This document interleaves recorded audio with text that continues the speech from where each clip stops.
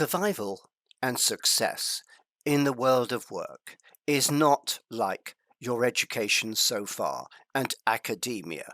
The world of work is different and it requires different things.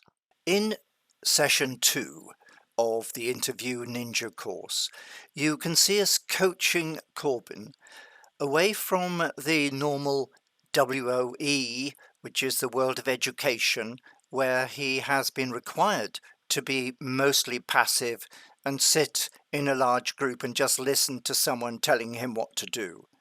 And now we want to help him become more aligned with the world of work, where you are expected to take an active part and add value.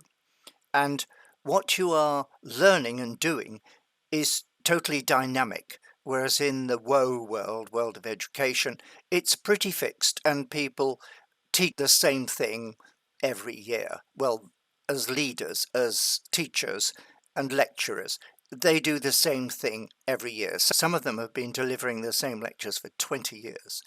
Now, they're very good at it and they're very good lectures, but that's not what the world of work is all about. So in the world of work, you need to be dynamic. And as part of this, we talk about having the right mental attitude to be responsive. We talk about business fundamentals and a subject called setting agendas. And often there are hidden agendas. Then we talk about something called bullshit bingo, which unfortunately does exist. It's not everywhere, but sometimes people behave more like school children in a school class and play games amongst themselves because they're so used to not being able to interact and speak up and control events. Then we move on to more mental discipline, getting you to think more accurately about the words you use and the calculations you do and the purpose behind what you're saying and the numbers if you are doing calculations. Why are you doing the numbers? How accurate do they need to be? Is it good enough just to get a very quick estimate of what's going on? To help you understand it better, we do a case study, which happens to be based on a master's course at Stanford, which we have a bit of familiarity with. I emphasize we are not Stanford lecturers, although we've had quite a bit of exposure to them. So the case study is about numbers and understanding what that course happens to be about. We use what's called business maths as we go through that case study and do estimates and give you examples of how it's important to try and identify which numbers matter and which numbers are less important.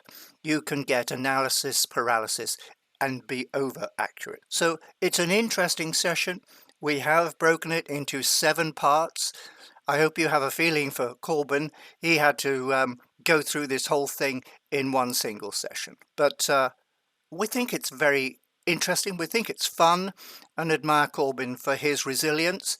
And I hope you will step carefully through each of these sessions and think, how do they apply to yourself? How do they match on to what you want to learn and help you find your purpose and perhaps adapting more away from the world of education towards seeing the wow factor, seeing the potential joy in the world of work. Party on.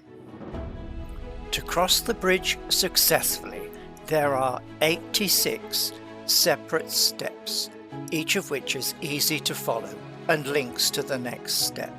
All being well, you'll find end cards to good videos to watch next. And please do click the like button and subscribe, because that's going to make it easier for other people to follow this whole thing and basically cross the chasm themselves and have a better life, as we hope you will.